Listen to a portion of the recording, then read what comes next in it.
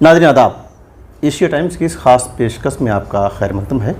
मैं हूं अशरफ अली बस्तवी।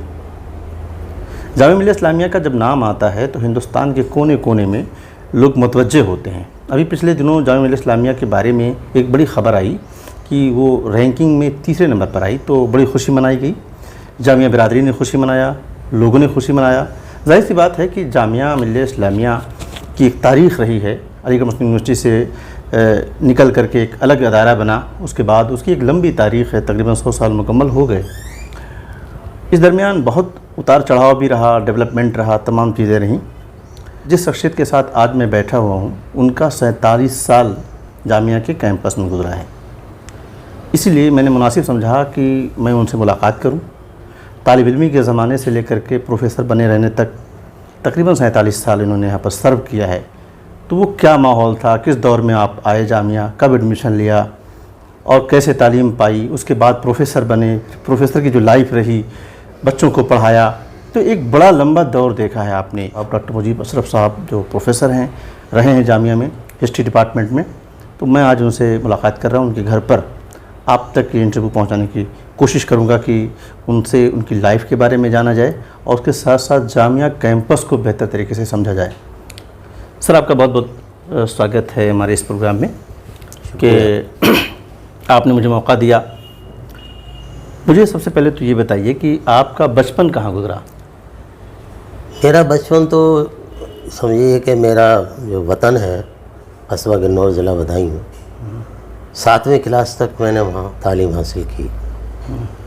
3 स्कूल में वहाँ तालीम हासिल की। एक मुंशी इब्न अली का मदरसा था दर्जा 2 तक, उसके बाद इस्लामिया स्कूल में दर्जा 5 तक, फिर 6ठे 7वें में जूनियर मिडिल स्कूल था। वहाँ तक जूनियर मिडिल स्कूल तक ही थी वहाँ तालीम। वहाँ से फिर मेरे भाई थे डॉक्टर सैफ़ी प्रेमी, खलीलुर रहमान सैफ़ी प्रेमी, वो इटावा में पढ़ाते थे, मुझे इटावा ले गए। अच्छा। तो इटावे में मुझे 8th क्लास में उन्होंने दाखिला दिलाया।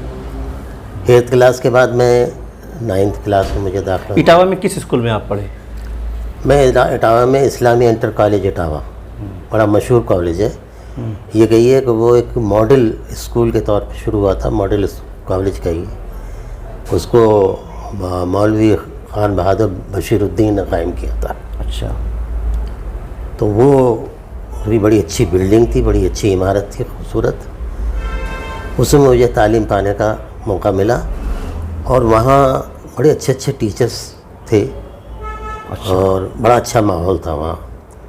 ये किस सन की बात होगी जब आपका 8वीं में? ये मैं गया हूँ वहाँ 52 में। अच्छा। 52, 53 और 53, 54 तक रहा वहाँ 2 साल। अच्छा जी। उसके बाद मैं असल में ये हुआ कि मेरे भाई जो थे वो अलीगढ़ में बीएड करने के लिए आ गए। एक वहाँ इटावे में तहरीक चली थी, क्विट बारी मूवमेंट, वहाँ के करप्ट जो एडमिनिस्ट्रेशन था उसको हटाने की, तो उसमें हमारे भाई पेश थे। उसकी वजह से उन्हें इटावा छोड़ना पड़ा। अच्छा।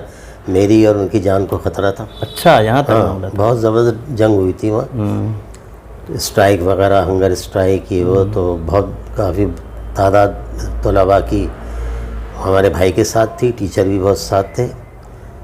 टीचर ज़रा कम थे लेकिन तलबा ज़्यादा थे। और खान बहादुर बशीरुद्दीन का जो पोता था वो प्रेसिडेंट था यूनियन का, और एक मुर्तदा नाम का, उसने हंगर स्ट्राइक की थी। तो पूरा एडमिनिस्ट्रेशन बदल दिया था। उसके बाद लोगों ने मशवरा दिया, उनके दोस्तों ने, कि आप इटावा छोड़ के चले जाइए।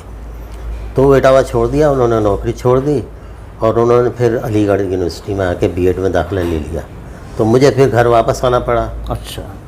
तो गुन्नौर में हाई स्कूल तो था नहीं, तो मुझे बबराल करीब है, 3 किलोमीटर दूर है, 3 कोस पर है। तो वहाँ दाखिला दिलाया। वो था इंटर कॉलेज था वहाँ, तो मुझे हाई स्कूल में वहाँ दाखिला कराया।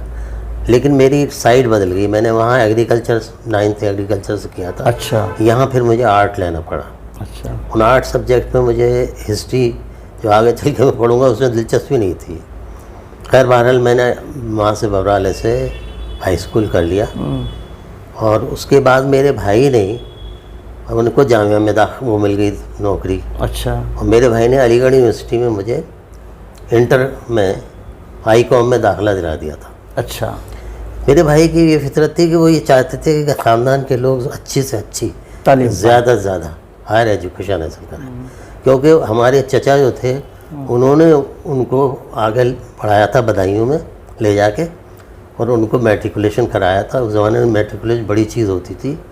उसके बाद बात को प्राइवेट कर करके वो एमए। यानी आपका दाखिला पहले एग्रीकल्चर में हुआ, जी, बाद में आर्ट्स स्ट्रीम में आप आ गए फिर और अब कॉमर्स में आ गए। कॉमर्स में आ गए। अब उसके बाद कॉमर्स में मैं 2 साल पढ़ता रहा। अच्छा। वहाँ हॉस्टल में भी रहा, मॉरिसन कोर्ट में रहता था वहाँ का माहौल बिल्कुल बदला हुआ था, ट्रेडिशनल माहौल था वहाँ का। नई बिल्कुल दुनिया लगी मुझे अलीगढ़ यूनिवर्सिटी की। जी। बड़ी एक्टिविटीज़ होती थी। समझ लिए कि अलीगढ़ यूनिवर्सिटी जो थी बिल्कुल सर सैयद अहमद खान कॉलेज जो बनाया था वो कैम्ब्रिज और ऑक्सफोर्ड यूनिवर्सिटी के मॉडल पर बनाया था। अच्छा। और तमाम जितनी भी एक्टिविटीज़ वहाँ होती थी वो सब वहाँ होती थी। Horse riding, games, hockey, football, badminton, everything. और रेजिडेंशियल थे, मतलब वहाँ हॉस्टल बहुत थे। तो वहाँ रहते थे। मैं मॉरिसन कोर्ट में रहता। मॉरिसन कोर्ट जो था वो गरीब तलबा के लिए होता था। अच्छा। तो मुझे उन्होंने, भाई ने मुझे स्कॉलरशिप, ज़्यादा मालदार थे नहीं हम लोग, स्कॉलरशिप दिलाए थे और मॉरिसन कोर्ट में कम से कम वाले में दाखिला कराया। ये मॉरिसन कोर्ट जो था वो खान बहादुर बशीरुद्दीन के कहने पर ज़ियाउद्दीन साहब जो थे प्रिंसिपल, वो भी इटावा के थे। बाद को वाइस चांसलर हुए। उन्होंने मॉरिसन कोर्ट गरीब तलबा के लिए, ज़रूरतमंद लोगों के लिए वो खोला था। अच्छा। वो इसमें स्पेशल छूट रहती थी? कम, ज़्यादा कंफर्टेबल नहीं था, लेकिन ये था कि दूसरे हॉस्टल के मुकाबले जैसे ऐसे साल था बड़ा पॉश किस्म का, लेकिन मॉरिसन कोर्ट सिंपल था बिल्कुल। अच्छा। ये भी नहीं कोई फैसिलिटी ना हो, सब कुछ थी। खाना वाना सबका एक से ही था, लेकिन कम पैसे शायद लगते होंगे, मुझे तो इसका भी पता नहीं। अच्छा। तो स्कॉलरशिप का इधर उन्होंने दिलाया मुझे, उसमें मैं चलता रहा। लेकिन इसके बावजूद मेरे ऊपर कोई 400-500, उस ज़माने में 400-500 बहुत होते थे। हाँ, रही थी बात। एरियर्स हो गए थे। ओह। तो मुझे नोटिस मिला कि आप एरियर्स जमा कीजिए वरना आप एग्ज़ाम में अपीयर नहीं हो पाएंगे। 2-3 पेपर में अपीयर हुआ, फिर उसके बाद मैं अपीयर नहीं हो सका, वो जमा नहीं कर सका मैं। यानी पैसे न जमा कर पाने की वजह से आप एग्ज़ाम नहीं दे पाए? हाँ, एग्ज़ाम नहीं दे पाया। फिर वो मुझे छोड़ के आना पड़ा। फिर कहाँ आया? फिर मैं दिल्ली आ गया। अच्छा। मेरी मेरी बहन भी यहीं थी, टीचर थी, बल्कि उनसे ही पैसे मैंने मंगाए थे किराए के लिए। दिल्ली का किराया उनसे किया। हमारे भाई सफ़ी साहब जामिया में थे, तो मैं दिल्ली में अपनी बहन के साथ यहाँ रहा। 1 साल तकरीबन मुझे यहाँ लगा। तब मैंने उस साल कुछ कर नहीं पाया। कोई पढ़ाई नहीं की? नहीं। हाँ, थोड़ा बहुत पढ़ता रहा, लेकिन कोई एग्ज़ामिनेशन ऐसा नहीं था कि वो प्रॉपर देता। फिर मेरे बहनोई ने और मेरे भाई सैफी साहब ने रूरल इंस्टीट्यूट जो खुला था उसमें प्री यूनिवर्सिटी में दाखिला करा। अच्छा। इसमें मेरे 2-1 साल ख़राब भी हुए, लेकिन प्री यूनिवर्सिटी में मैंने जो पढ़ना शुरू किया। तो यहाँ कौन सी स्ट्रीम आपने ली फिर? प्री यूनिवर्सिटी में ये जो था रूरल इंस्टीट्यूट बैकग्राउंड के तौर पर हायर सेकेंडरी स्कूल की थी समझ लीजिए। अच्छा। हाँ, ज़्यादातर सभी स्टोरी ऑफ सिविलाइजेशन होती थी और दूसरे सब पॉलिटिकल साइंस और इंग्लिश और ऐसा भी होते थे। वो भी पढ़ा, खैर उसमें मैं अच्छे खासे नंबर आ गए। तो फिर मेरा रूरल इंस्टीट्यूट में 3 इयर्स कोर्स जो था डिप्लोमा, उसमें दाखिला हो गया। तो फिर मैं वो 3 इयर्स कोर्स में उसमें रहा। कौन सा कोर्स था ये था rural services, rural service, diploma in rural services. अच्छा, ये रूरल के बारे में कुछ बताइए, क्या था ये? अभी भी है किसी शक्ल में? अब नहीं है। ये असल में ऐसा था कि एक वो जो 5 इयर्स प्लान चल रहे थे, उसके तहत उस ज़माने में एग्रीकल्चर के ऊपर एक 5 ईयर प्लान में एग्रीकल्चर पे बहुत जोर दिया जा रहा। अच्छा। तो वहाँ स्टाफ की ज़रूरत होती, तो ब्लॉक डेवलपमेंट खोले गए थे जिसमें वीडियो ऑफिसर होता था। तो उसके लिहाज से उस वक्त केएल शरीफ जो थे एजुकेशन ऑफिसर थे, उन्होंने कहा कि भाई रूरल इंस्टीट्यूट पूरे हिंदुस्तान में खोलने चाहिए ताकि वहाँ रूरल गाँव के लिए रूरल की तालीम हासिल करके, रूरल के लोग रूरल की तालीम हासिल करके वहाँ जाके काम करें। अच्छा, यानी उसमें दाखिला भी रूरल के लोगों को मिलता था? सर्टिफिकेट देना पड़ता, ये तय था? जी, सर्टिफिकेट देना पड़ता कि आप किसी गाँव से आते हैं? जी। तो हमारा जो कस्बा था इक्विवेलेंट टू गाँव की तरह था बिल्कुल। तो वहाँ से सर्टिफिकेट वगैरह, तो हम वहाँ दाखिल हो गया। गाँव के लोग बहुत होते थे उसमें। अगर कोई आ भी आता था शहर का, तो वो सर्टिफिकेट कहीं से लेके दाखिला ले लेता था। शर्त थी वहाँ पर सर्टिफिकेट आपका गांव का देना है? ज़्यादातर जो थे गांव के होते थे। तो उसमें रूरल इंस्टीट्यूट में वो 3 इयर्स लॉन्ग होता था। तो एक विंग तो ये थी और दूसरी रूरल इंजीनियरिंग। अच्छा। तो ये दोनों मिलके गांव के डेवलपमेंट के लिए एक ब्लॉक लेवल पे BDO होता था, ब्लॉक होते थे, उसमें जाके उनको सर्विसेज मिलती थी, तो वो गाँव का डेवलपमेंट करते थे। यानी रूरल इंजीनियर भी पैदा किए जाते जी थे। जी जी। तो मैंने फिर 3 साल उसमें वहाँ की तालीम, उसके बाद फिर गैप आया। डिप्लोमा के बाद मैंने कुछ नहीं किया। अच्छा, कुछ नहीं किया। सर्विस की, क्योंकि सर्विस कहाँ मिली आपको? ऐसा था कि मैं डिपेंडेंट था, भाई के साथ ही रहता था, सबसे भी सबके साथ खाना पीना, उनका तनख्वाह, उनके टीचर थे बहुत कम थी। तो मैंने कहा मुझे नौकरी करनी चाहिए। तो मुझे सोशल वर्कर की हैसियत से, ऑर्गेनाइज़र की हैसियत से बाल सहयोग में मुझे नौकरी मिल गई। अच्छा, मेरे यहाँ क्या करना होता था बाल सहयोग? मैं बताता हूँ। अभी बाल सहयोग एक ऐसी इदारा है, बहुत अच्छा इंस्टीट्यूशन है, जिसमें दिल्ली के मुख्तलिफ़ इलाक़ों से जो स्लम एरियाज़ हैं, वहाँ जो बच्चे होते हैं उनको पहले वहाँ क्लब होते हैं, हर स्लम एरिया में क्लब होता है, वहाँ लाते हैं, वहाँ उनको थोड़ा सा क्राफ्ट सिखाया जाता है, एक्टिविटीज़ कराई जाती हैं। फिर उसमें कोई जो ब्राइट बच्चे होते हैं उन्हें फिर पेरेंट इंस्टीट्यूशन यानी बाल सहयोग में, ये ओडियन के पास बाल सहयोग है, उसमें दाखिला दिलाया जाता था। तो वहाँ फिर उनकी क्राफ्ट भी सिखाते हैं और मैट्रिकुलेशन वगैरह तालीम भी दिलाते हैं जहाँ तक हो जाए। तो काफ़ी स्टूडेंट उसमें मैट्रिकुलेशन हो जाते थे, कुछ लोग जो थे क्राफ्ट सीखते थे, तो फिर उनका रिक्रूटमेंट होता था, वो अपना किट उनका होता था, वो अपना काम करते थे। तो क्या अभी भी बाल सहयोग की जो? जी अभी है, अभी भी चल रहा है? हाँ। अच्छा, वो काम अभी भी होता है? वो काम अभी। अच्छा, फिर जामिया में आपने ग्रेजुएशन में कब एडमिशन लिया, कैसे हुआ ग्रेजुएशन? फिर ऐसा हुआ कि ग्रेजुएशन तो मैंने कर ही लिया, जो डिप्लोमा किया 3 साल में, वो मैंने 61 में कर लिया। अच्छा, 61 में जुलाई में ही मुझे नौकरी मिल गई। तो मैंने इंटरव्यू जब दिया, तो चूँकि मुझसे और भी कल्चरल एक्टिविटीज़ आती थी, तो एक माथुर साहब थे, उन्होंने इंटरव्यू लिया था। फिर उसके बाद हमें ईगरनेस थी उसकी नौकरी की, तो हमारे बहनोई गोपीनाथ अमन के पास गए। एक सक्सेना साहब थे, वो भी डायरेक्टर थे, और गोपीनाथ अमन भी उसके थे। तो उन्होंने कहा कि वो मेरा जो है गर्दन साले जो उसकी नौकरी का है, बस कहने ही हैज़ ऑलरेडी बीन सिलेक्टेड।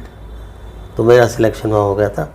फिर मुझे मुख्तलिफ़ क्लब में ट्रेनिंग दी गई, पहले एक क्लब में, फिर दूसरे क्लब में, तीसरे क्लब में, फिर बाकायदा मुझे पूरा इंडिपेंडेंट चार्ज जो दिया। पर जमुना बाज़ार गया, कुछ पंडित गया, कई जगह गया। फिर बाद को मुझे सब्ज़ी मंडी जो थी पुरानी, वहाँ जाटों की एक स्लम एरिया था, वहाँ पंचायत घर था वहाँ। उसके बाद मैंने वहाँ वो बॉन्ड भरा था कि मैं 2 साल से पहले छोड़ के नहीं जाऊँगा, या 2-3 साल क्या। लेकिन क्या हुआ कि मैंने वहाँ एक्टिविटीज़ की, बच्चों को मैंने वहाँ म्यूज़िक कंसर्ट रखा। अच्छा, वहाँ एक्टिविटीज़, वो लोगों को इनामात बांटे, गाने हुए, बजाए, सब लोग।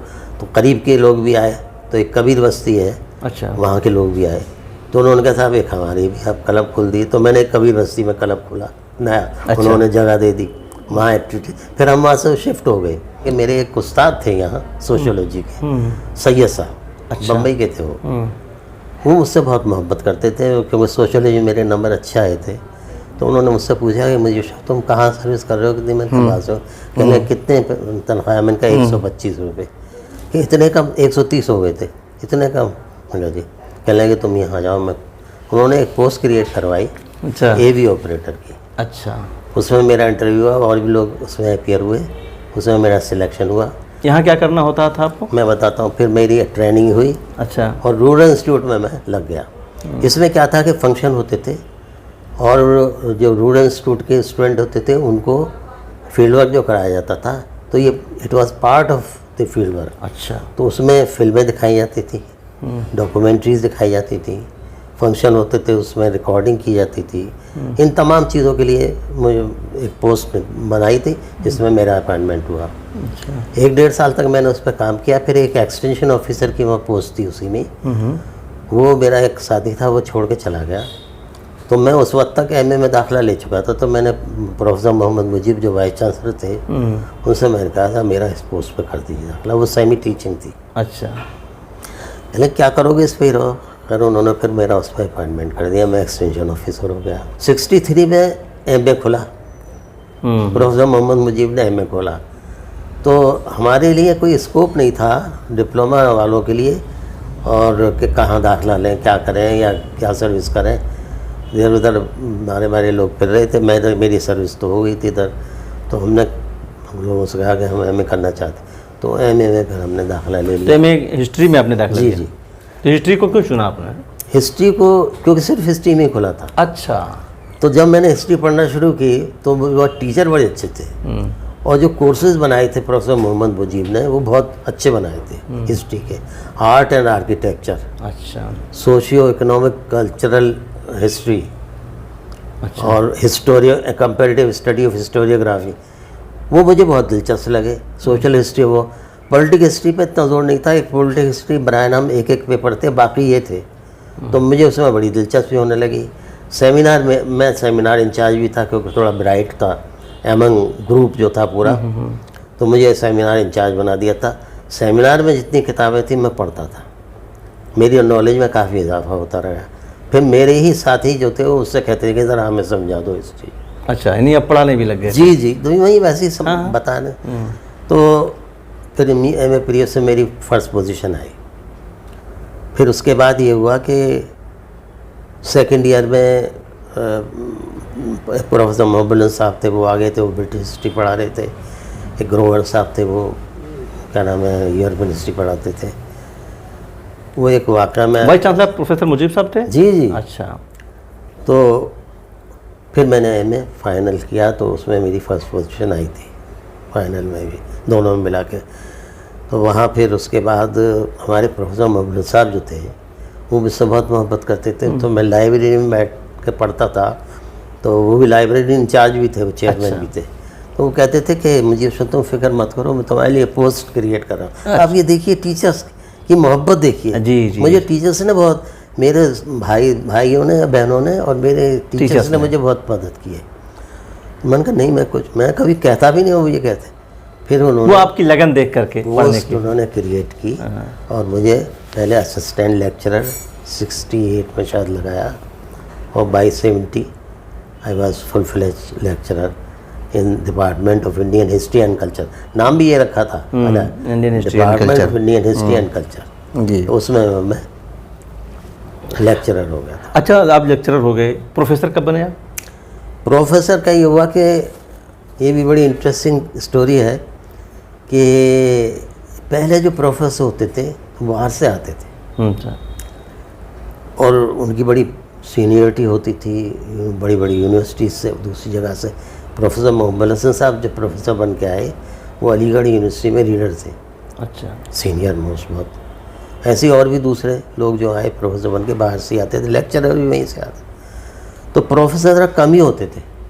तो शुरू में एक प्रोफेसर मोहब्बत साहब थे। प्रोफेसर मोहम्मद मुजीब को तो लोग वैसे ही प्रोफेसर करने लगे थे, लेकिन कोई डिजिग्नेशन नहीं था उनका, वो तो वाइस चांसलर थे। ऐसे प्रोफेसर मोहम्मद मुजीब कहते हैं, हिस्ट्री में उन्होंने किताबें लिखी थी, लेकिन एज एन अपॉइंटमेंट उनका प्रोफेसर कहीं नहीं हुआ था। एक आध कोई और प्रोफेसर है, एक दो होते थे। तो प्रोफेसर की पोस्ट पे अपॉइंटमेंट होना बड़ा मुश्किल होता था। तो एक स्कीम चली मेरिट प्रमोशन की। अच्छा। तो उसमें मेरिट प्रमोशन की स्कीम इंट्रोड्यूस की गई। तो उसमें लेक्चरर से रीडर और रीडर से प्रोफेसर होने की सीनियरिटी के बेस पे और काम की बेस पे प्रमोशन शुरू हो गए। तो एक दफ़े जो थे हो गए थे शुरू में, फिर उसके बाद स्कीम बंद हो गई थी। फिर मैं टीचर एसोसिएशन का सेक्रेटरी हुआ। तो उस वक्त तक हाँ अली अशरफ साहब ने मुझे रीडर बनाया। अच्छा। लेकिन वो प्रमोशन स्कीम के अंडर ही। फिर मैं सेक्रेटरी हुआ, तो बशीरुद्दीन साहब वाइस चांसलर थे। मैंने एक लेटर निकाला उनके ख़िलाफ़। अच्छा। वो लेटर में क्या था कि मैंने उनके बारे में सुना था कि वो टीचर से बड़ी सख्ती करने वाले हैं, ये हैं वो। तो मैंने अपनी जो टीचर्स की मांगें थी उसमें लिखी थी। तो मैंने अपने कुलीग से कहा कि आप इसे साइन कर दीजिए, तो कोई तैयार नहीं हुआ। अच्छा। मैंने उसको टाइप करके साइक्लो स्टाइल करके सर्कुलेट करा दिया, वो वहाँ तक पहुँच गया हुआ। जाहिर है मेरे बारे में ओपिनियन ख़राब हो गई। हाँ वो इत्तेफाक से उसकी वजह बुनियाद पर मैं सेक्रेटरी भी लोगों ने बना दिया कि भाई ये तो बोल्ड आदमी है। हाँ हाँ, नेतागिरी कर लेंगे। टीचर एसोसिएशन का सेक्रेटरी बन गया। जब टीचर एसोसिएशन का सेक्रेटरी बन गया तो जितनी भी मांगें थी पेंडिंग में वो मैंने देखी।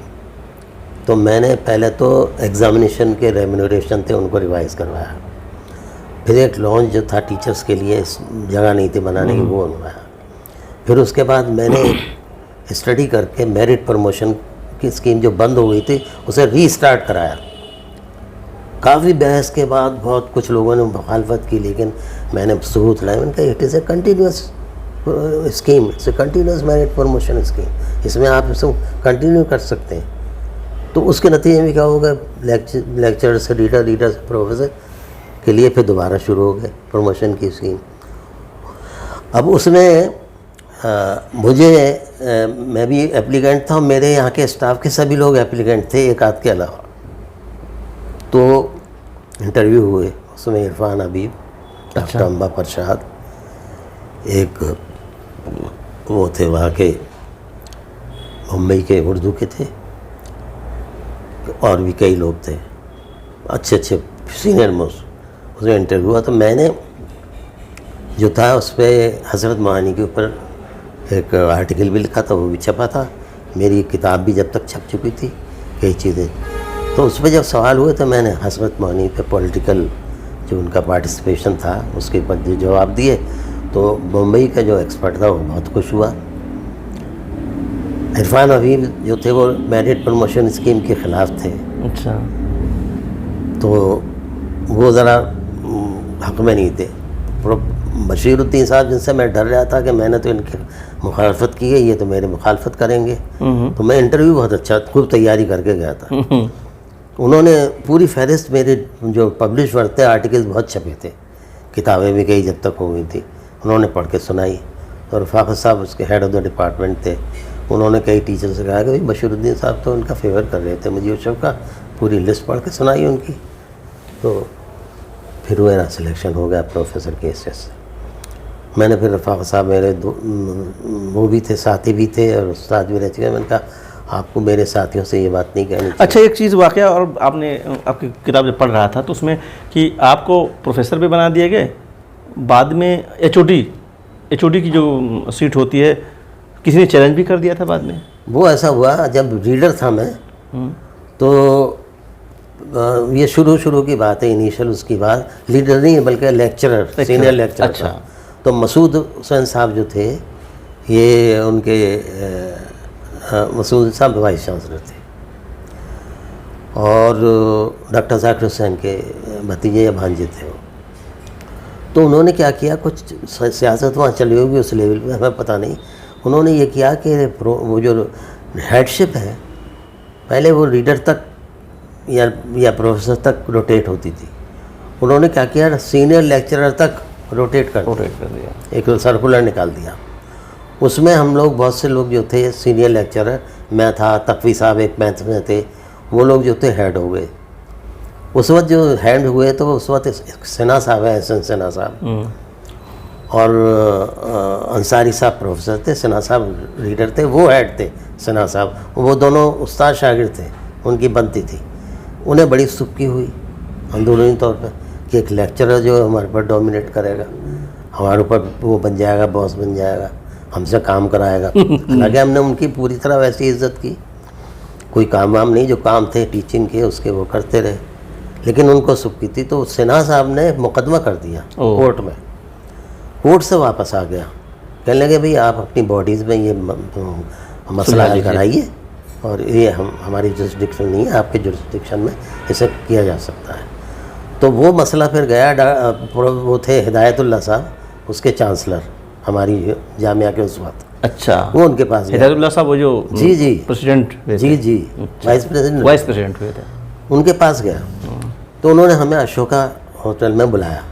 तो मैंने एक लेटर लिख के भेज दिया कि I am not interested in attending hearing, you can decide my case on the basis of the facts, I may be excuse for attending the hearing. उन्होंने कहा ये तो भैया, उन्होंने सब कुछ मेरे ऊपर छोड़ दिया। कहने लगे मुझे सर को ज़रूर भेजना रजिस्ट्रार से कहा। तो साहब मुझे कहा कभी आप ज़रूर जाइए, उन्होंने ज़रूर बुलाया। जब मैं गया तो उनके सामने बच्चा सा था मैं, अरे मुझे चाय वाय आई, मुझे चाय बनाओ। वो सिन्हा साहब भी, हम भी, रजिस्ट्रार साहब, एक ज़मीर साहब थे वो भी थे। कहने लगे भाई मुझे बशर ने तो सब कुछ मेरे हाथ में दे दिया है, सिन्हा साहब आप अपनी बात बयान कीजिए, क्या करें। खैर सिन्हा साहब ने कहा नहीं साहब मेरा भी मामला आप ही के पास है, जैसे आप चाहें। खैर उन्होंने पूरी बात कोई बताई होगी। बात को उन्होंने बेहतर ये समझा कि सिन्हा साहब कंसिडरेशन होंगे, उनको बहाल कर दिया। मुझे कुछ नहीं हुआ, हम लोग कोई सुखी नहीं हुई, वो फिर सिन्हा साहब हो गए थे। बाद को जब सिन्हा साहब का टर्म खत्म, बल्कि उन्होंने रिज़ाइन किया बशीरुद्दीन साहब के बाद, तो मैं सीनियर मोस्ट था, तो फिर मैं हेड हो गया। फिर मैं हेड रहा और सिन्हा साहब फिर उसके बाद रिटायर हो गए थे। अच्छा डॉक्टर, मैं आपकी किताब पढ़ रहा था तो डॉक्टर जाकिर हुसैन साहब के बारे में वहाँ पर एक चीज़ मैंने पढ़ी कि उसमें आपने जिक्र किया कि उनके तरबियत के ख़ास किस्म का अंदाज़ था तलबा को। वो ख़ुद काम करने लग जाते थे, वो सफाई अगर वहाँ नहीं है तो वो कुछ किसी को कहते नहीं थे, वो खुद ही करने लग जाते थे और ऐसा देख करके सारे लोग हो जाते थे। वो क्या वो डॉक्टर जाकिर हुसैन की तालीम जो थी वो इस्लामी इंटर कॉलेज इटावा से मैट्रिकुलेशन किया था उन्होंने। अच्छा। और ये मैं आपको ये बता दूं कि जामिया मिल्लिया में जो छाप है वो इस्लामी इंटर कॉलेज इटावा की है। अच्छा। मौलवी बशीरुद्दीन ने ऐसी ट्रेडिशंस वहाँ कायम की थी, एक तो सादगी की, दूसरे इस्लामी नमाज पढ़ने की, इस्लामियात की, तीसरे वहाँ की एक्टिविटीज़ होती थी, पिकनिक पे ले जाना, एक्टिविटीज़ करना, तो हॉस्टल वहाँ वो एक्टिविटीज़ होती। तो उनके दिमाग पे उस स्कूल की छाप थी जाकिर साहब की। और वहाँ म्यूज़ियम था, ज्योग्राफी का म्यूज़ियम था, लाइब्रेरी थी, बड़ी अच्छी लाइब्रेरी इटावा में, बड़ी ज़बरदस्त लाइब्रेरी, बहुत बड़ी लाइब्रेरी बना चाहते, बहुत अच्छा। आज भी वो कॉलेज है? हाँ बिल्कुल। किस हालत में है, कभी गया आप? हाँ मैं गया हूँ, मैं बताऊँगा भी, ये किताब जो लिखी है मैं गया था अभी। अच्छा। हाँ उसकी भी कहानी बताऊँगा, बड़ी ज़बरदस्त कहानी। तो उसमें क्या नाम है, ये हुआ कि जाकिर साहब जब वहाँ से पढ़ के आए तो उन्होंने फिर अलीगढ़ यूनिवर्सिटी से जहाँ जहाँ वो पढ़ रहे थे, जा रहे थे, वहाँ मैं भी जा रहा था। अच्छा, इत्तेफाक है। जाकिर साहब ने अलीगढ़ में दाखिला लिया, वहाँ एमए में थे वो। उसके बाद एमए किया तो उनके ऊपर छाप थी। जब वो वहाँ से जामिया ज्वाइन उन्होंने किया, जामिया की मूवमेंट ज्वाइन की थी उन्होंने। उसके बाद वो जर्मनी चले गए थे इकोनॉमिक्स में पीएचडी करने। वहाँ से फिर वो जब जामिया वहाँ से 22 में मौलाना मोहम्मद अली ने रिज़ाइन कर दिया था वाइस चांसलरशिप से, तो वो हकीम अजमल खां करोल बाग ले आए थे जामिया को। तो इसके हालात जामिया के ख़राब हो गए थे। तो जाकिर साहब ने ख़त लिखा था कि आप इसको जारी रखिए, मैं आ रहा हूँ, मैं इसको संभालूँ। अच्छा। इटावा में क्या था, चंदों से चल रहा था। अच्छा। मौलवी बशीरुद्दीन के ताल्लुकात उस ज़माने की बड़ी बड़ी हस्तियों से थे, यहाँ तक कि मौलाना अबुल कलाम आज़ाद से भी थे। तो मैं एक वाक़या आपको सुनाता हूँ। जी बताइए। कि एक तो वो हुक्का पीते थे, तो ट्रेन में भी अपना हुक्का साथ लेके चलते थे। अच्छा। हाँ दाढ़ी वाड़ी थी, सब कुछ। बशीरुद्दीन साहब? हाँ। उनके साथ मौलाना अबुल कलाम आज़ाद से मिलने आए, एजुकेशन मिनिस्टर। साथ में एक अय्यूब साहब थे, लंबे तड़ंगे, लाइब्रेरी उनको साथ लेके आए। तो उसके बाद वहाँ गार्ड जो था उसने रोका, तो वो अय्यूब साहब तो रुक गए, लंबे तड़ंग थे, ये सीधे चले ऑफिस की तरफ। अच्छा। मौलाना मुझे मिलना है उससे, वहाँ जाके मिले। उन्होंने कहा भाई कैसे कैसे मौलाना कैसे आए, वो जानते थे मौलाना बशीर के स्कूल चला रहे हैं, कॉलेज, कैसे आना, मुझे चेक लिख दीजिए। अच्छा। अरे मैं पहले बात को लिख दूंगा, अभी ज़रा मालूमात तो कर लूँ। नहीं चेक लिख दीजिए। चेक लिखवाया उनसे। अच्छा। तो उनके जितने भी उस ज़माने की बड़ी बड़ी पर्सनालिटी थी उनसे ताल्लुकात थे, डायरेक्ट चेक लिखवाया। और चंदे से उन्होंने चलाया था स्कूल। जब उन्होंने स्कूल शुरू किया था उनके पास 2-4 आने थे जेब में, और अपने ही घर में उन्होंने स्कूल शुरू किया था। फिर धीरे धीरे धीरे धीरे बढ़ाते बढ़ाते उन्होंने बिल्डिंग बना दी, हॉस्टल बना दिए, किसी से ज़मीन ले ली, किसी से पैसे ले लिए, ज़मीनें एक थी उनसे ली, फिर पैसे लिए उनसे। SMH सिद्दीक थे वहाँ के कानपुर के चमड़े के कारोबारी, उनसे पैसे लिए और उसके बाद बिल्डिंग बनाई उनके नाम से, SMH इस्लामी इंटर कॉलेज इटावा रखा। अच्छा। तो वहाँ एक बिल्कुल मॉडल स्कूल था, और वहाँ के अगर आप लोगों को बुलाया जाता था जलसे में तो वो बड़ी तारीफ़ करते थे उसके मॉडल पे। बिहार में इधर उधर खोलना चाहते थे, और वहाँ मौलाना शिबली एक दफ़े उनके खान बहादुर साहब के यहाँ आए। मौलाना शिबली थे यहाँ, तो उनका वो ज़रा खान बहादुर साहब को बुला दीजिए। तो वो खान बहादुर साहब जो कमरे में बैठे, कहने खान बहादुर साहब को, हाँ बताइए क्या काम है। कह लेंगे आप खान बहादुर साहब को बुलाइए। कह लेंगे मैं ही खान बहादुर हूँ। मौलवी बिल्कुल सादगी से रहते थे। और एक और वाक़या उनका था, वो बाहर निकल के जाते हॉस्टल में, तो लड़के जो थे वो बीड़ी सिगरेट जो पीते थे, तो वही समझते हैं कि चपरासी है, तो लड़के कहते ज़रा बीड़ी ला दो उनसे, खान बहादुर साहब से। वो भी एक जन्नाटे का चाटा मारते थे। तो एक इस तरह की तरबियत थी वहाँ। और वहाँ मैंने बताया कि कंसेशनल स्कीम शुरू हुई। क्या थी वो? बिल्कुल नई चीज़। क्या चीज़? क्या थी वो? ये थी कि जो गरीब तलबा के लिए उन्होंने ये प्रोविज़न रखा था कि एक हॉस्टल खोला था, रवाक मुजम्मिल हॉस्टल। तो उसमें क्या था, यूँ वो थे बेड्स जो थी वो दीवारी से लगी हुई थी, नीचे भी थी ऊपर भी थी, डबल डेकर टाइप। हाँ, डबल डेकर टाइप। तो उसमें रहते थे स्टूडेंट गरीब तलबा। उनकी फ़ीस बहुत कम होती थी, और वो फ़ीस भी वो लड़के क्राफ्ट का काम करके अदा करते थे। बहुत से क्राफ्ट हो गए थे, चमड़े का था, कहीं उसका था, बुनाई का था, कहीं किसी का था। अच्छा। इस तरह के बहुत से क्राफ्ट थे, स्टील का था किसी, वो से कमा के वो फ़ीस जमा करते थे, और उनका कंसेशन होता था। वो कंसेशनल एजुकेशनल स्कीम कहलाती थी। अच्छा।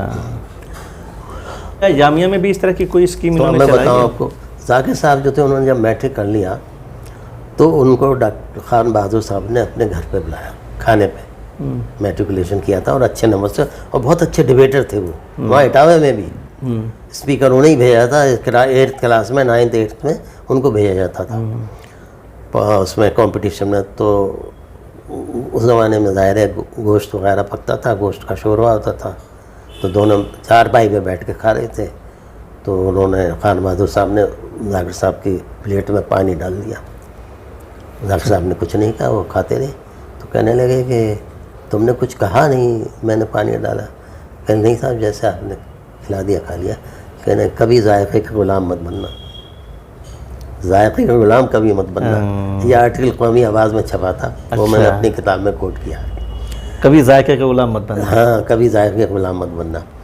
उसके बाद वो जाकिर साहब जब यहाँ आए तो उन्होंने बड़े जतन के साथ चंदे इकट्ठे करके बिल्डिंगें, ज़मीनें ली, उसी अंदाज में। और उसी अंदाज पर जामिया में सीनियर सेकेंडरी स्कूल खोला उन्होंने। सीनियर सेकेंडरी स्कूल था शुरू में।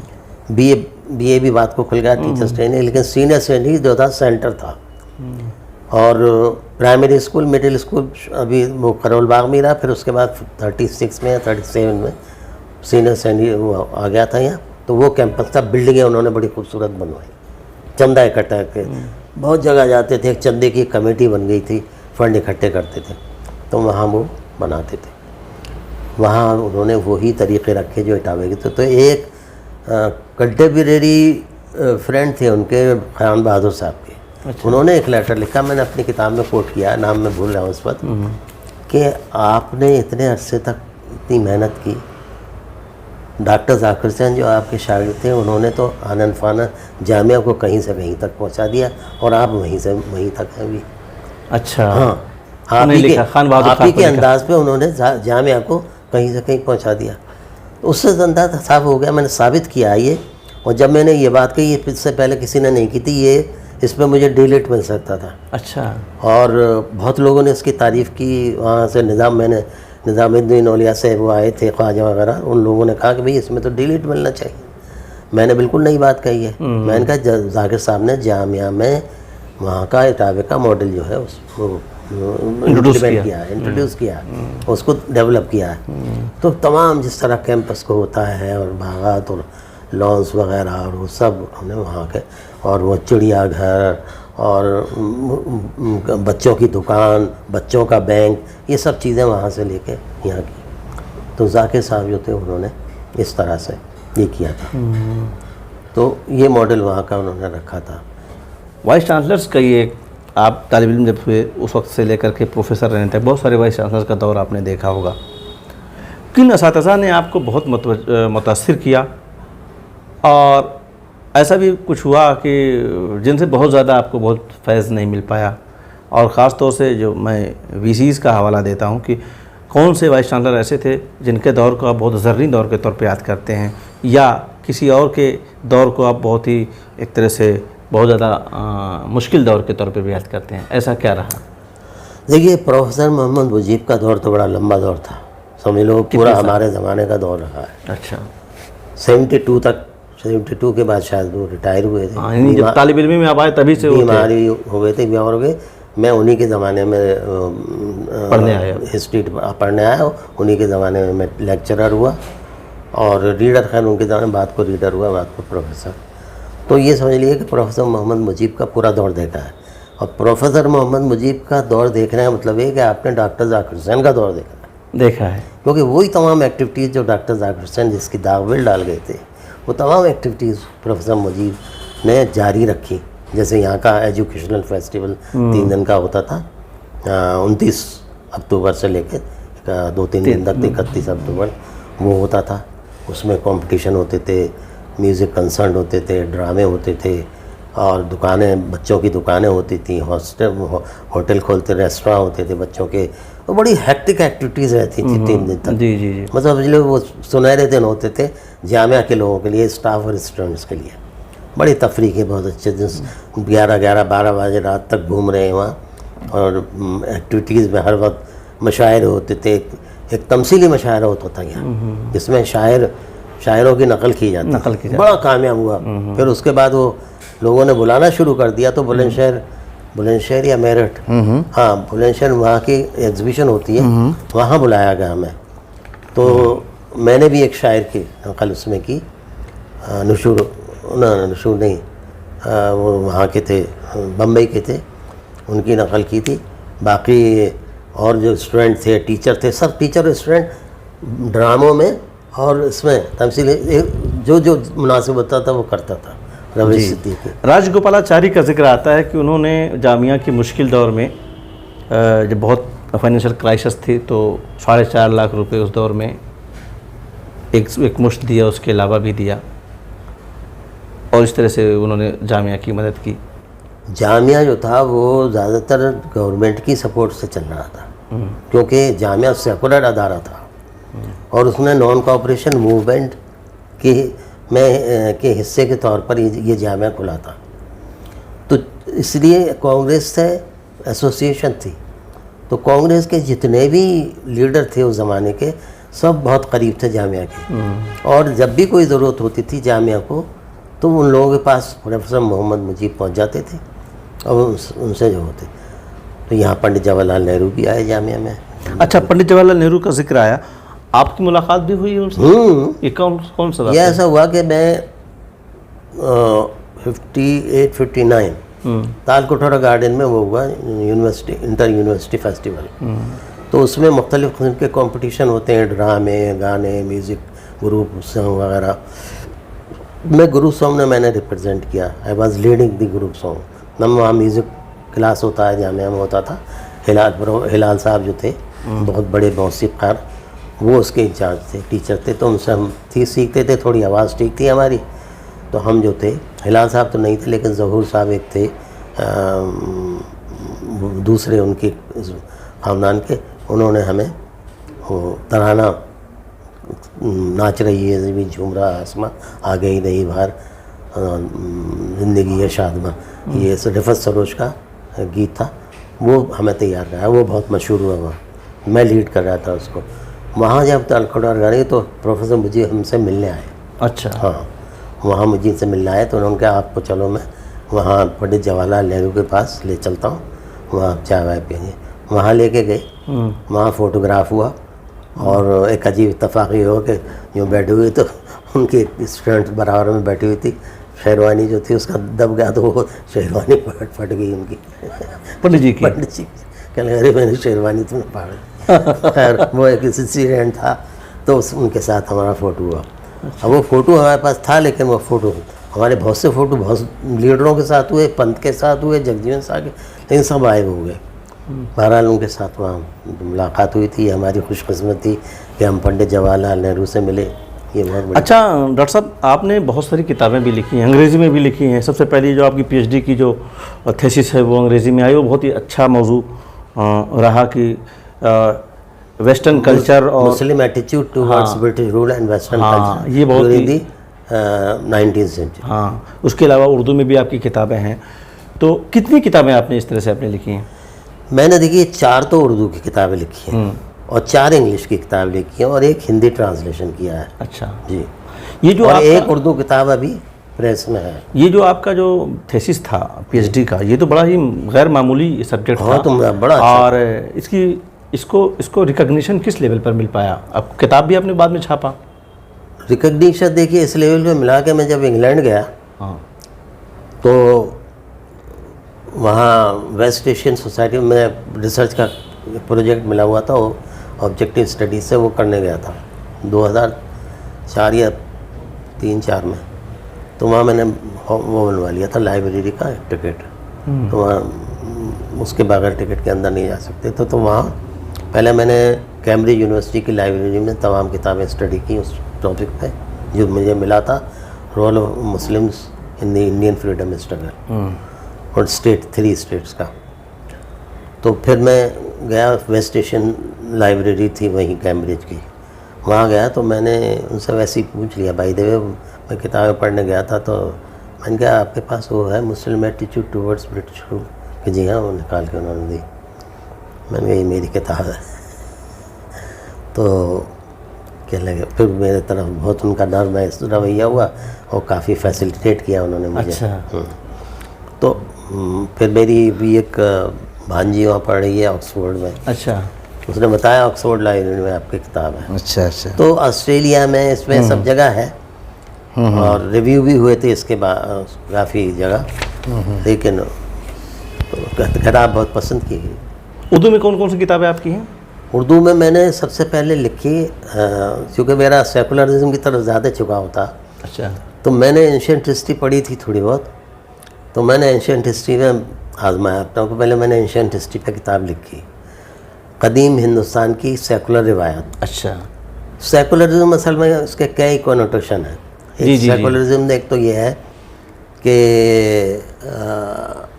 Non religious. जी जी जी, नॉन रिलीजियस होना। एक ये सब रिलीजन को रिलीजन, हम इंडिया के अंदर तो उसी को मानते हैं, हम उसी को मानते हैं। तो मैंने ये देखा कि एंशिएंट पीरियड में कुछ बातें ऐसी हैं जिसमें नॉन रिलीजियस हैं और दुनियावी मतलब सेकुलर तरफ ज़्यादा ध्यान था, जहाँ खास तौर से अर्थशास्त्र का। अच्छा। जो उसने लिखी है चाणक्य ने। चाणक्य ने, चंद्रगुप्त मौर्य के। इस तरह मैंने तलाश की हूँ, तो मैंने उसका नाम ये कदीम हिंदुस्तान की सेकुलर रिवायत। लोग तो कहेंगे यार कदीम हिंदुस्तान में सेकुलर रिवायत कहाँ से? हिंदू तो नहीं था, हिंदू था। हिंदू था और वो डिवाइडेड थे लोग। उसमें ज़माने में बुद्धिज़्म का बड़ा जोर हो गया था हिंदुज़म के बजाय। तो ये मैंने फिर उस किताब कदीम हिंदुस्तान की सेकुलर रिवायत लिखी। वो चुपचाप शाहिद साहब ने दूसरा एडिशन उसका निकाल दिया, इतनी भी की। अच्छा। फिर मैंने सोचा, मैंने पढ़ा था, काफ़ी रीडिंग की थी, मैंने कहा मैं मॉडर्न इंडिया पे किताब लिखूं। तो मैंने जदीद हिंद के सेकुलर मेमार उसे उर्दू में लिखा। वो बहुत चली, बहुत मकबूल हुई। हाँ, उस पर मुझे 4 स्टेट से अवार्ड मिला। अच्छा। 3 स्टेट से, और एक स्टेट ने इसको छपवाया, दिल्ली ने इसे छपवाया। बंगाल, बिहार और यूपी, इन जगह से 1,000 2,000 का अवार्ड मिला और सर्टिफिकेट मिला। तो क्या हुआ था, कदीम हिंदुस्तान की रवायत का जो छपी थी, तो मैंने ये लिख दिया था कि मैं ये तलबा के लिए छपवा रहा हूँ। तो शाहिद भाई ने कहा कि तुम्हें अवार्ड इसलिए नहीं मिला कि तुमने टेक्स्ट बुक होगी, तलबा के लिए लिख दिया। तो दूसरी किताब जो लिख के कहने लगे ये मत लिखना। मैंने कहा नहीं, मैं उनके लिए लिख रहा हूँ, तो मैं तो ज़रूर लिखूँगा। मैंने अवार्ड की दूसरे में भी लिखा, उसमें भी लिखा। अच्छा। उसमें 4 अवार्ड मिल गए। अच्छा। कंपनसेट हो गया। तो दूसरी किताब ये, तीसरी मैंने मौलवी बशीरुद्दीन जो थे उन पर लिखी। उनका क्या हुआ है, वो स्टोरी इतनी इंटरेस्टिंग है कि मैं अलीगढ़ एक रिसर्च पेपर पढ़ने गया, तो हयात जावेदा एक उनके भांजे थे, उन्होंने लिखी थी। उसको मैंने पढ़ के एक पेपर तैयार किया मौलवी बशीरुद्दीन पे। मेरे उस्ताद जो थे सिद्दीकी साहब, वो वहाँ मौजूद थे। तो वहाँ लोगों ने कहा कि भाई सर सैयद पे सेमिनार हो रहा है, आप ये बशीरुद्दीन पे क्यों लिख रहे हैं? मैंने कहा वो जूनियर सर सैयद कहलाते थे, उन्हें जूनियर सर सैयद लोग कहते थे। अच्छा। दाढ़ी भी उसी तरह की बिल्कुल, और उन्होंने मुहिम भी वही थी, काम भी मुहिम भी उसी। तो पहले उनके खिलाफ थे सर सैयद के, बाद को फेवर में हो गए थे, तो इसलिए काफ़ी फॉलो करते थे। तो मैंने कहा वो उनके साथी थे, जूनियर साथी थे, इसलिए सर सैयद का और कनेक्शन रहा है। और फिर क्या था कि ख़ासतौर से इटावे के लड़कों को स्कॉलरशिप दिया जाता था। ज़ियाउद्दीन साहब जो थे इटावे की थे, वो प्रिंसिपल भी रहे वहाँ के कॉलेज के, अलीगढ़ कॉलेज के, फिर यूनिवर्सिटी के वाइस चांसलर भी हुए। तो उन्होंने इटावे के स्टूडेंट को बहुत फैसिलिटीज़ देते थे, स्कॉलरशिप देते थे, प्रीफर करते थे, और ख़ास तौर से खान बहादुर साहब की वजह से, और अच्छे भी होते थे तलबा वहाँ के। तो इस तरह से वहाँ जो था, मैंने पेपर पढ़ा तो वहाँ एक इटावे की लड़की थी जो बीएड वगैरह कर रही थी। उसने कहा आपने पेपर लिखा है बड़ा अच्छा, वहाँ खान बहादुर साहब पे कोई काम नहीं हुआ। अल्ताफ़ हुसैन साहब जो हेड मास्टर थे उन पे तो हुआ है, हयात जावेदा अल्ताफ़ हुसैन साहब के ऊपर लिखी, जिन्होंने लिखी थी वो खान बहादुर साहब के वो थे भांजे या भतीजे, रिश्तेदार थे, और टीचर भी रह चुके थे इटावे में। लेकिन वो खान बहादुर साहब पे नहीं लिखी क्योंकि वो थोड़े नाराज़ थे। मैंने पूछा भी ग्रैंड सन से, मैंने कहा ये क्या बात कि उनके ऊपर लिखा, लेकिन खान बहादुर साहब जो मेन हस्ती थे उनके ऊपर नहीं लिखा। तो उन्होंने इम्तियाज़ ज़ुबैरी थे ग्रैंडसन, उन्होंने कहा कि थोड़े डिफरेंसेस थे, उन्होंने अपॉइंटमेंट शायद उनका नहीं किया था, क्या बात थी इसलिए उन्होंने लिखा। उनको उन पर तो किताब लिखी गई होंगी, लेकिन मैं उससे इंस्पायर होके मैंने फिर वो उनको इम्तियाज़ साहब को एक लेटर लिखा। इम्तियाज़ साहब की मेरे भाई से भी दोस्ती थी थोड़ी बहुत, मुझे तो नहीं जानते थे, मैं बच्चा था उस ज़माने में। तो मैंने लेटर लिखा और वो मैंने पेपर इंग्लिश में था वो भेज दिया। तो वो कहने लगे, बड़े खुश हुए, कहने लगे कि मैंने कहा मैं एक काम करना चाहता हूँ खान बहादुर साहब पे। कहने लगे आप आ जाइए इटावा। तो मैं इटावा गया, वहाँ ठहरा, और उन्होंने वो पेपर, कहने लगे मैं इनसे उर्दू में करके छपवा दूँ। मैंने कहा you are free to do it. वहाँ जब मैं गया तो एक अच्छा इंसिडेंट ये हुआ, ये अजीब कहिए, अच्छा तो नहीं, अच्छा ही भी और अजीब भी, कि मैं ट्रेन से जब उतरा तो मुझे वहाँ के मैनेजर अतर साहब थे, वो लेने आए, और ख़ान बहादुर बशीरुद्दीन साहब का ग्रैंडसन बशीरुद्दीन जो प्रेसिडेंट रह चुके थे, दो भाई थे इम्तियाज़ुद्दीन और बशीरुद्दीन। बशीरुद्दीन प्रेसिडेंट रह चुके थे मेरे ज़माने में, 40 साल बाद गए हम। 40 साल के बाद वो दाढ़ी इतनी बड़ी हो गई थी लेकिन मैं पहचान गया, वो रिसीव करने आए। तो जो मैनेजर थे उन्हें तो हम मिले नहीं, जब हम गेट से निकले तो वो सामने खड़े हुए थे, हम उन्हें मिल गए। अच्छा। तो उन्होंने, मैंने कहा कि कहने लगे वो अतर साहब बात को, उन्होंने कहा भाई मैं गया था आपसे मिल ही नहीं पाए। तो वो बशीरुद्दीन साहब ने कहा कि ऐसे ही जब वो स्ट्राइक चली थी तो मैं डॉक्टर ज़ाकिर हुसैन को रिसीव करने गया था, तो मैनेजर को तो मिले नहीं, मुझे मिल गए थे। अच्छा, ऐसे ही आपके साथ ये तो हिस्ट्री रिपीट्स इटसेल्फ। 40 साल के बाद हिस्ट्री तो रिपीट हुई थी। फिर मैं वहाँ गया, वहाँ से रास्ते में वो मेरे साथ एक फ्रेंड भी था हाशिम, उसके साथ ही गया था मैं। वो 2 व्हीलर था, उस 3 व्हीलर, उसमें बैठ के गए, मेरे बैग उसमें रखे थे, एक बैग उसमें 2 व्हीलर में 3 व्हीलर में रह गया कपड़ों का, तो बड़ा परेशान, मगर बड़ा ईमानदार था वो बेचारा, वापस लेके आया।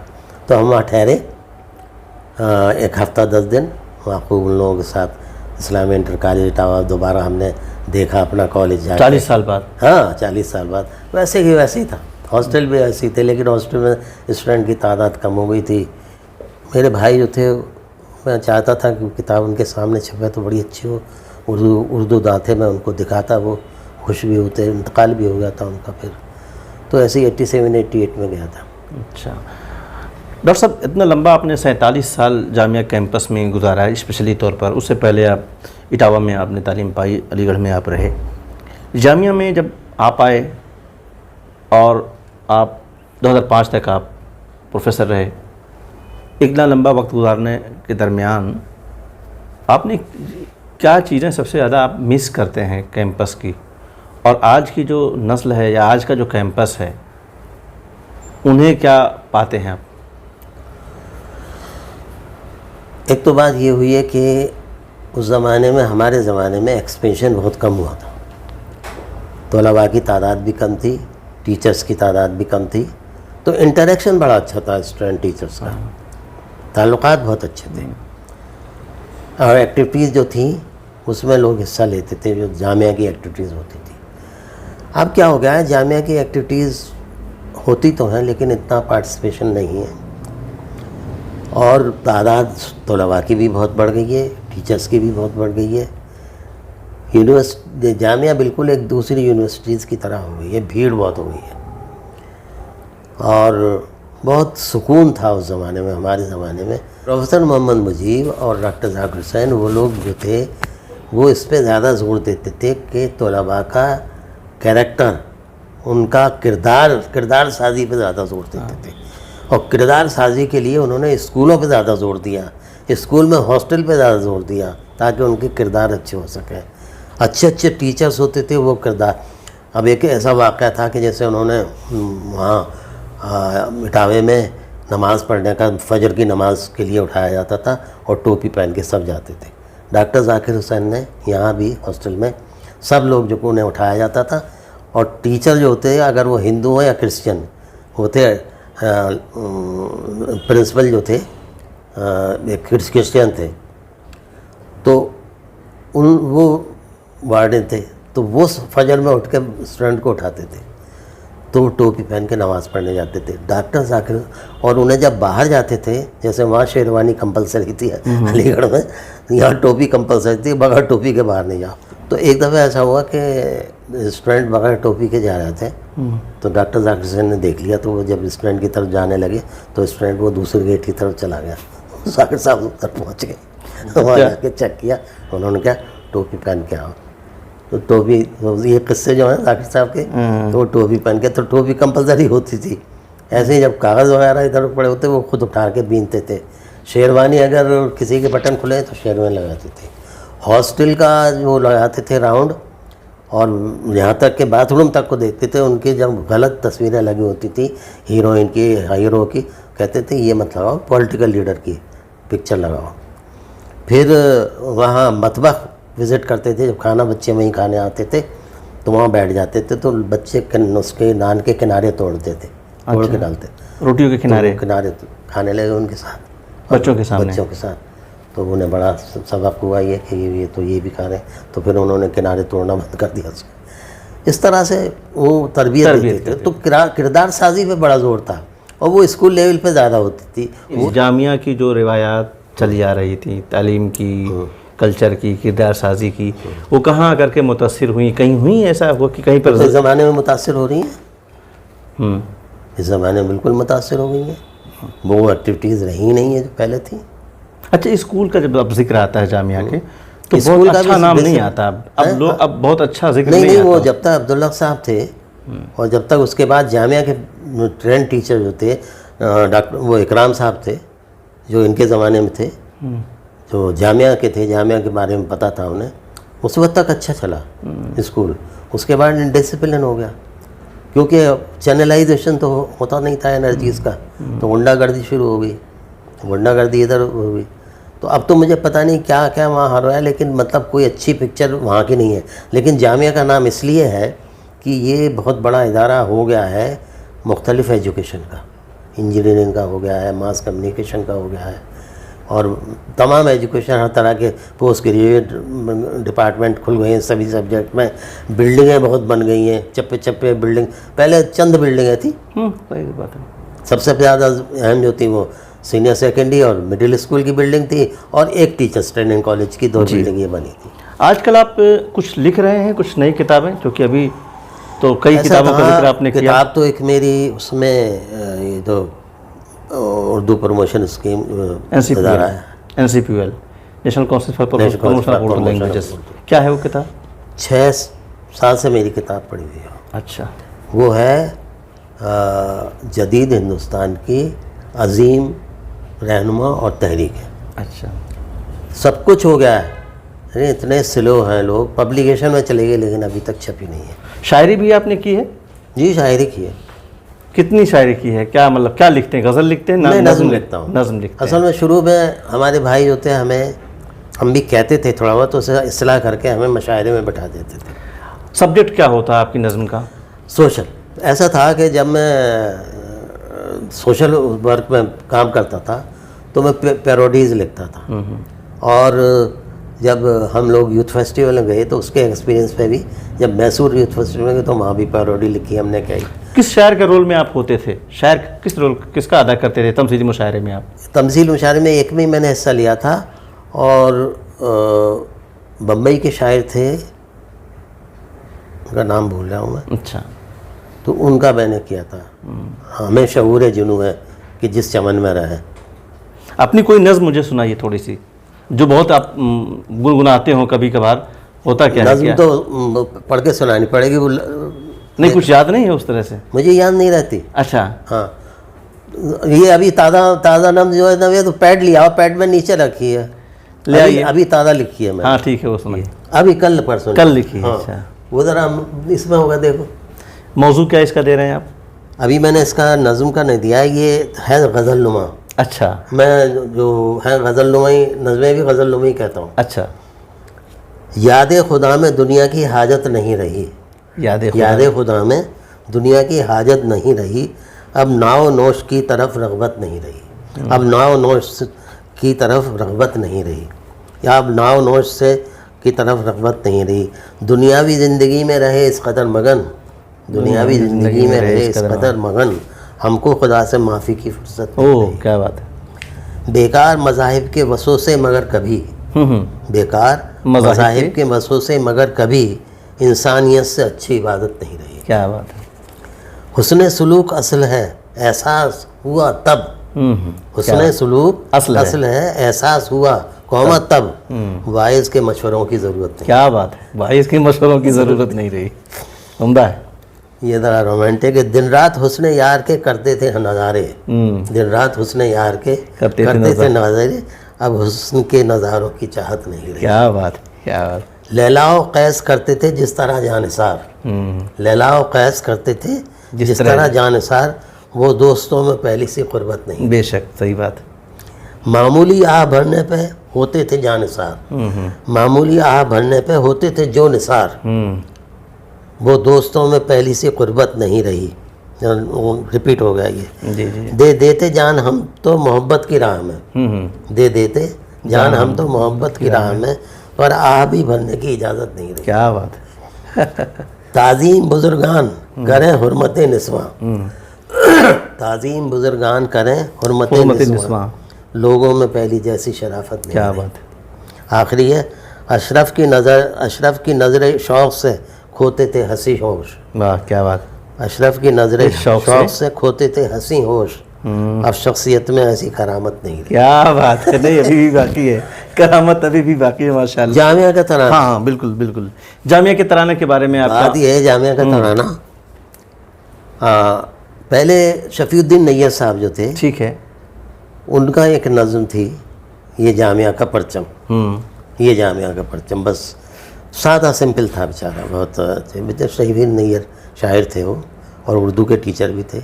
उसके बाद हमारे ज़माने में खलीक नकवी साहब थे, उन्होंने एक नज़्म लिखी और उसमें नाम नहीं दिया उन्होंने। सब तो भी हाँ लखनऊ के थे, लखनऊ की तरफ के।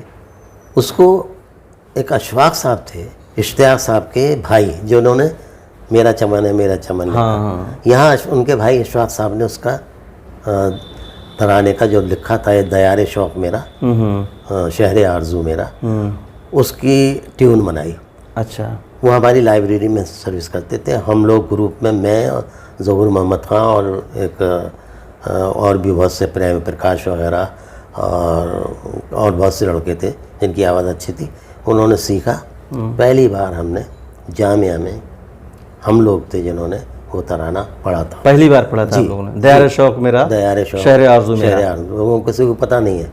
नादरीन देखिए, बड़ी कीमती बात मैं आपके सामने ला रहा हूँ कि प्रोफेसर मुजीब अशरफ साहब पहले वो शख्स हैं जिन्होंने वो जो तराना आज बहुत तमाम लोग जब सुनते हैं तो उस बिल्कुल खो जाते हैं, पहली बार इन्होंने जामिया में पढ़ा था, और उस वक्त का जो माहौल रहा होगा आप और बेहतर जान सकते हैं। तो वो पढ़ा, वो इतना मशहूर हो गया। फिर हर जगह जहाँ भी प्रोग्राम होते थे, जैसे हम जब इंटरवर्सिटी में इधर उधर कहीं भी जाते थे, तो पहले हम जो थे वो तराना पढ़ा जाता था, और उसमें जो आर्केस्ट्रा होता था, जो ढोल और हम हारमोनियम और दूसरे तमाम इंस्ट्रूमेंट जो बजते थे, तो एक बड़ा अच्छा समा बनता था। समा बनता था। तो ये समझ लिए कि उसी टक्कर का हुआ जो ये मेरा चमन भी बड़ा ज़बरदस्त था। तो हम ये मेरा चमन हम अलीगढ़ में पढ़ा हमने, दयार शौक यहाँ पर आकर के, यहाँ आके दयार शौक बाकायदा हमने बराह रास्त पढ़ा। प्यारे शौक मेरा, शहरे आरज़ू मेरा, हुए थे आके यही ख़ैमाज़न वो दीवाने, हुए थे आके यही ख़ैमाज़न वो दीवाने।